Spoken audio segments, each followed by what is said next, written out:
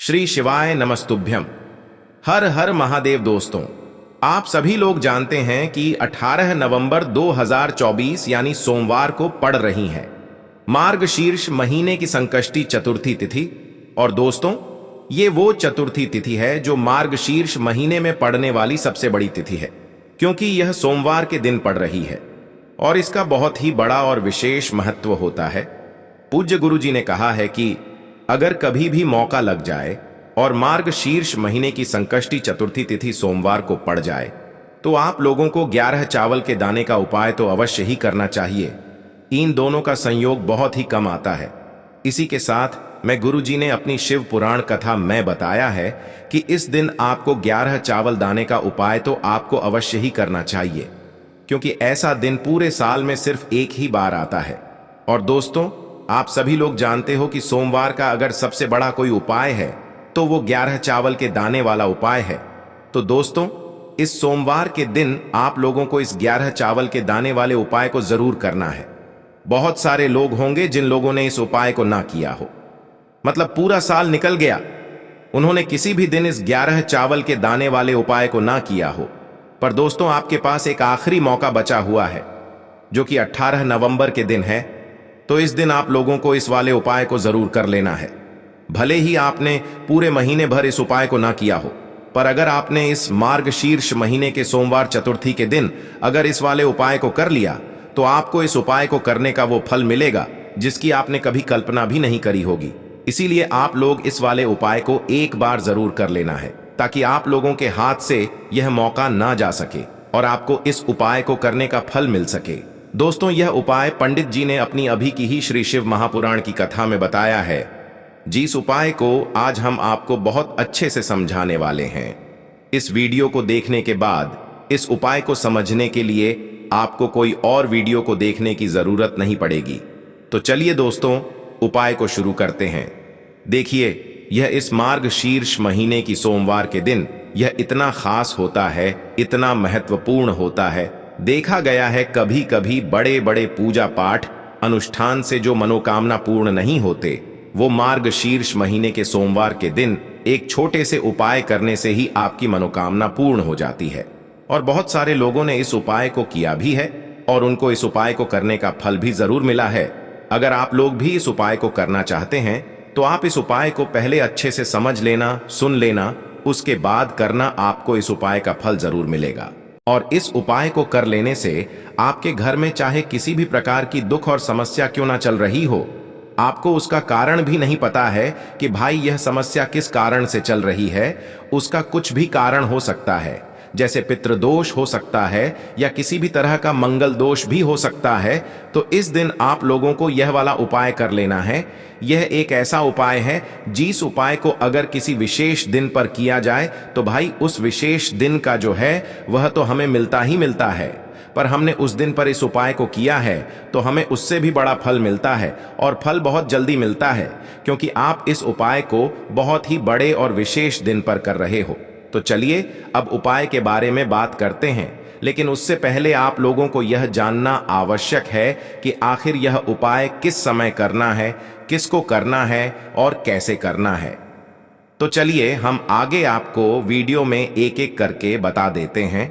लेकिन उससे पहले अगर आप लोग हमारे चैनल पर पहली बार आए हैं या फिर मेरी आवाज आज पहली बार सुन रहे हैं तो हमारे चैनल को सब्सक्राइब जरूर कर लेना और इस वीडियो को लाइक करके कमेंट बॉक्स में श्री शिवाय नमस्तुभ्यम ओम नम शिवाय जरूर टाइप कर देना। तो दोस्तों, इस 11 चावल के दाने वाले उपाय को हमें इस सोमवार के दिन कैसे करना है, किसको करना है, किस समय करना है और कहां पर करना है, ये सारे सवालों के जवाब आपको इस वीडियो में मिल जाएंगे।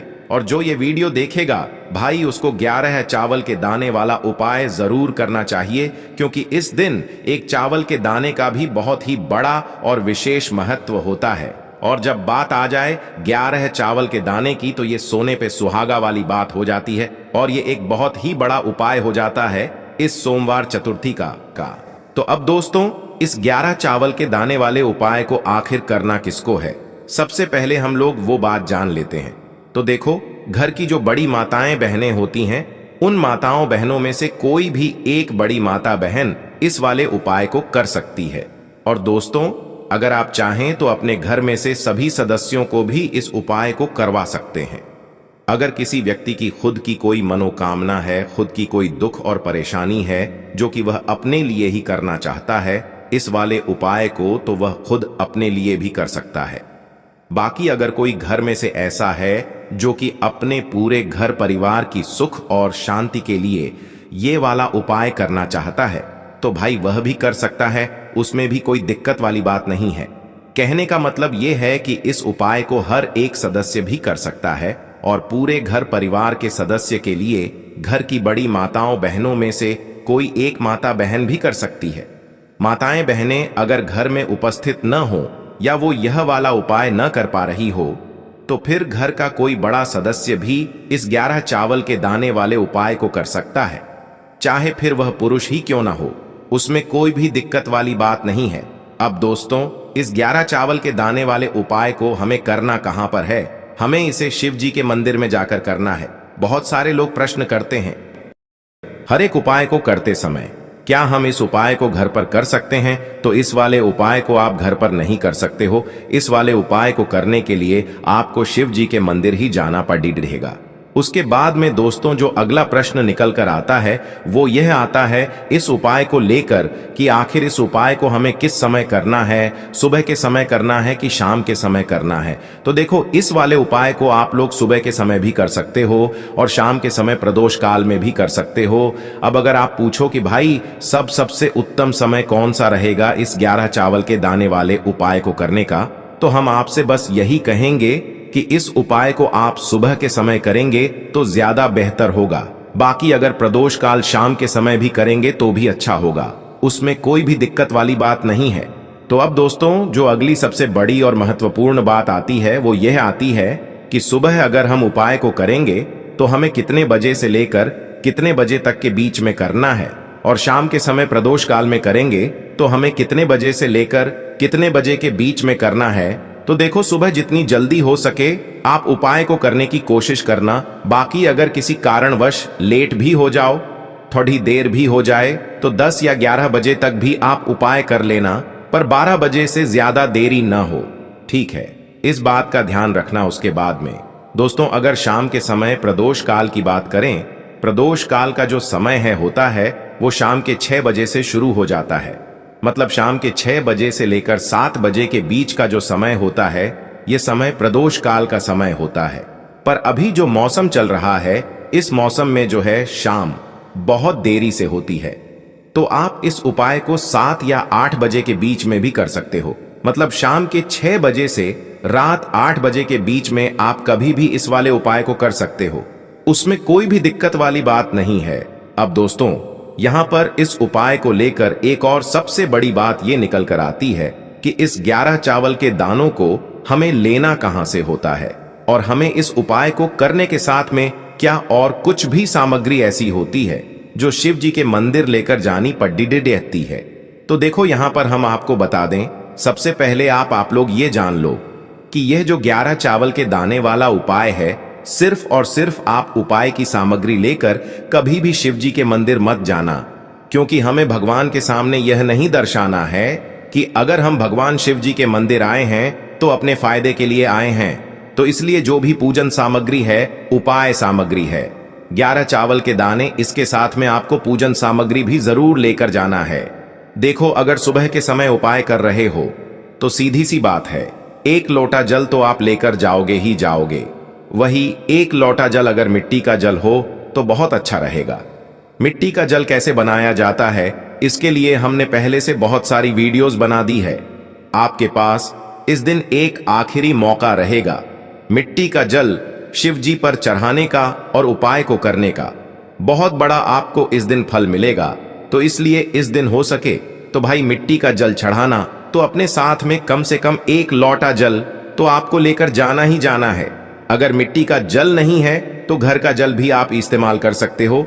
इसके अलावा जो भी पूजन सामग्री है, देखो 11 चावल के दाने ये अलग आपके रहेंगे और जो आपकी पूजन सामग्री रहेगी वो अलग रहेगी। पूजन सामग्री में आप जो भी चीज लेकर जाना चाहे वो लेकर जा सकते हैं, उसमें कोई भी दिक्कत वाली बात नहीं है। वहीं अगर हम बात करें शाम के समय की, तो शाम के समय शिव जी पर जल नहीं चढ़ता है। इसीलिए शाम के समय आप लोग एक दीपक तैयार कर लें, जो कि गोल बत्ती का, आटे का, शुद्ध देसी गाय का घी का होगा, है ना।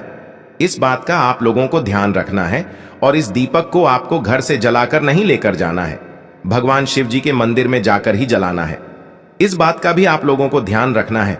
अब दोस्तों, यहां पर हमें इस बात को समझना है कि यह 11 चावल के दाने हमें लेना कहां से है।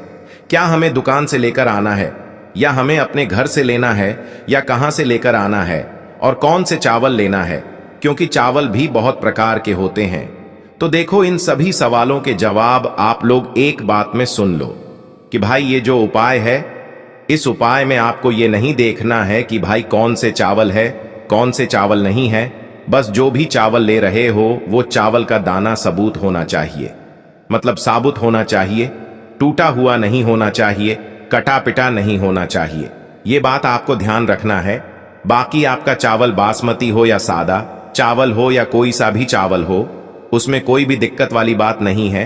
तो सीधी सी बात है कि आपके घर के रसोई घर में जहां पर आप भोजन बनाते हो, वहां पर जो भी चावल आपके उपस्थित हो, उन चावलों में से अपनी एक कटोरी भर लेना, या एक मुट्ठी चावल अलग से निकाल कर रख लेना, क्योंकि हम 11 चावल ही यहाँ पर इस उपाय में लेने वाले हैं। तो हमें यह चावल के दाने गिनकर निकालने पर डढ़ेंगे।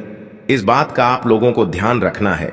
तो अपने उस चावल की कटोरी में से या चावल में से 11 ऐसे चावल के दाने आप लोग निकाल लो, जो कि टूटे हुए ना हो, कटे पिटे ना हो, जिनमें कोई दाग ना लगा हुआ हो, है ना। अच्छे साबुत चावल के दाने 11 दाने आप लोग निकाल कर रख लो, और इन्हें किसी भी एक कागज की पुड़िया में या किसी एक छोटी सी कटोरी में आप लोग रख लो, ताकि यह सुरक्षित रहे। आपके एक भी चावल का दाना इधर उधर ना हो, और आपका उपाय भी पूरा अच्छे से हो जाए। तो भाई, जैसे ही आपका उपाय की जो सामग्री है, 11 चावल के दाने ये तैयार हो जाते हैं, उसके बाद मैं आपको जो भी अपनी पूजन सामग्री है, सुबह के समय कर रहे हो तो एक लोटा जल या पूजन सामग्री जो लेकर जाना चाहो, उसकी भी तैयारी कर लेना। और शाम के समय जा रहे हो तो भाई अपना जो दीपक है उसे तैयार कर लेना, ठीक है। और उपाय को करते समय शुद्धता का विशेष रूप से ध्यान रखना, ठीक है। सुबह सुबह स्नान करने के बाद ही उपाय को करने की आप लोग तैयारी करना। उसके बाद अगर शाम के समय की बात करें, तो शाम के समय आपको स्नान करने की जरूरत नहीं है, पर शुद्धता का ध्यान रखना है। आपको स्नान तो नहीं करेंगे, आप हाथ मुंह धोकर भी इस वाले उपाय को शाम के समय प्रदोष काल में कर सकते हैं। इसमें कोई दिक्कत वाली बात नहीं है। तो आप अपने उपाय की पूरी सामग्री तैयार करके आपके पास ही में जो आपका शिव मंदिर हो, वहां पर पहुंच जाइए। सबसे पहले शिव मंदिर में जाकर आप लोगों को उपाय नहीं करना है, पहले भगवान के दर्शन करना है, भगवान से आशीर्वाद प्राप्त करना है। फिर शिव जी की शिवलिंग के पास में आना है। शिवलिंग के पास में आने के बाद आप जो पूजन सामग्री लेकर आए हुए हैं, जैसे कि सुबह गए हुए होंगे, तो एक लोटा जल और जो भी पूजन सामग्री लेकर आए हैं, आप उनसे भगवान शिव जी की पूजन कीजिए। सबसे पहले तो एक लोटा जल ही चढ़ेगा, उसके बाद में आपकी पूजन सामग्री चढ़ेगी। उसके बाद में अगर दोस्तों शाम के समय अगर आप इस उपाय को कर रहे हो, तो अपने साथ में कम से कम एक जो दीपक है गोल बाती का, जो आप अपने साथ में लेकर गए हो, उस दीपक को मंदिर में जाकर अपनी माचिस से जलाना है और उस दीपक को शिवलिंग के पास में रखना है, ठीक है। इस दीपक को रखने के बाद ही आप लोगों को अपना ये वाला उपाय शुरू करना है। और दीपक को ज्यादा पास में मत रखना, वैसे भी गर्मी पड़ रही है, भगवान शिव जी को आंच नहीं लगनी चाहिए, है ना। तो भाई, जैसे ही आपकी पूजा अर्चना हो जाती है, आप भगवान शिव जी को प्रसन्न कर लेते हैं। उसके बाद में शिवलिंग के पास ही में आप कहीं पर बैठ जाइए, सामने या आसपास जिस जगह पर आपको बैठना हो वहां पर बैठ जाइए, और अपने वह 11 चावल के दाने अपने सामने निकाल कर रख लीजिए, क्योंकि अब यहाँ पर उपाय को यहाँ पर करने की आपको तैयारी करना है। और इस तरीके से जब आप उपाय करेंगे, पूजन सामग्री करने के बाद, पूजन अर्चना करने के बाद, तो आपको उपाय का फल बहुत जल्दी और बहुत बढ़ा होकर मिलेगा। तो अपने 11 चावल के दाने अपने सामने निकाल कर रख लेना। और यह जो उपाय है, यह आपकी सीधे हाथ की हथेली से होगा, इसलिए इस बात का भी विशेष रूप से ध्यान रखना है। तो सीधे हाथ की हथेली का प्रयोग करके ही आप लोग अपना इस वाले उपाय को करना। अपने सामने जो भी आपकी कागज की पुड्डियां है, उसको खोल कर रख लो, या कटोरी है तो भाई उसे अपने सामने रख लो, और अपने वह 11 चावल के दाने निकाल लो। ठीक है। उसके बाद में दोस्तों अब आपको क्या करना है कि शिवलिंग आपके सामने होगी, तो आपने वह 11 चावल के दाने एक एक करके आपको शिव जी के शिवलिंग के ऊपर चढ़ाना है। कहां पर चढ़ाना है? शिवलिंग के ऊपर चढ़ाना है, और कहीं पर भी नहीं चढ़ाना है। आपको अपने हथेली से तो शिवलिंग के ऊपर चढ़ना है, भले ही फिर वो अपने आप जलाधारी पर गिर जाए या मतलब वहीं पर गिर जाए, उसमें कोई दिक्कत वाली बात नहीं है, पर आप चढ़ाओ शिवलिंग के ऊपर ही। तो आपको क्या करना है, अपना पहला चावल का दाना उठाना है, श्री शिवाय नमस्तुभ्यम बोलना है और शिवलिंग पर चढ़ा देना है। इसी तरीके से दूसरा चावल का दाना उठा है, शिवलिंग पर चढ़ाना है और मंत्र बोल देना है। और फिर तीसरा चावल का दाना उठाना है, श्री शिवाय नमस्तुभ्यम बोलना है और चढ़ा देना है। इसी प्रकार से आपको पूरे 11 चावल के दाने एक एक करके शिव जी के शिवलिंग के ऊपर चढ़ाना है और भगवान से प्रार्थना करते जाना है। मतलब प्रार्थना तो आपको आखिरी में करना है, पर हर एक चावल के दाने को चढ़ाते समय श्री शिवाय नमस्तुभ्यम जरूर बोलना है। उसके बाद ही में यह चावल का दाना शिवलिंग के ऊपर आपको चढ़ाना है।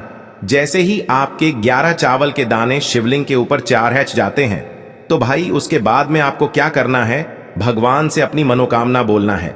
मनोकामना भी कब बोलना है? जब आपका 11 चावल का दाना आपके सीधे हाथ की हथेली में हो और आप उसे चढ़ाने के लिए जा रहे हो। श्री शिवाय नमस्तुभ्यम बोलकर उस आखिरी चावल के दाने को शिवलिंग के ऊपर चढ़ा देना और भगवान से फिर अपनी वह मनोकामना बोल देना, जिस मनोकामना के लिए आप लोग अपना यह वाला उपाय कर रहे हो, जिस भी दुख और परेशानी के लिए आप लोग अपना यह वाला उपाय कर रहे हो। उसके बाद में जैसे ही आप अपनी मनोकामना बोल देते हो, आपका यह वाला उपाय पूरा हो जाता है। पर दोस्तों, उपाय को करने के बाद आप लोगों को 2 मिनट भगवान शिव जी के मंत्र का जाप जरूर करना है, और मंत्र का जाप करने के बाद भगवान से एक और बार प्रार्थना करना है अपनी मनोकामना के लिए या अपनी जो भी दुख और परेशानी है उसके लिए। इसके बाद में आप लोग भगवान को देखकर, भगवान से प्रार्थना करके, उनसे आशीर्वाद लेकर वहां से उठ सकते हैं और अपने घर पर जा सकते हैं। बस दोस्तों, यहां पर यह वाला उपाय पूरा हो जाता है। इस तरीके से जो भी व्यक्ति छोटी छोटी चीजों का ध्यान रखते हुए इस 11 चावल के दाने वाले उपाय को करेगा, निश्चित सी बात है उसे उसकी मनोकामना जल्द ही पूर्ण होगी और जो भी दुख और परेशानी है वो भी बहुत ही जल्दी दूर होंगे। और दोस्तों, अगर आपको हमारी ये वीडियो पसंद आई हो तो हमारे इस वीडियो को लाइक और चैनल को सब्सक्राइब जरूर करें। हर हर महादेव, ओम नमः शिवाय।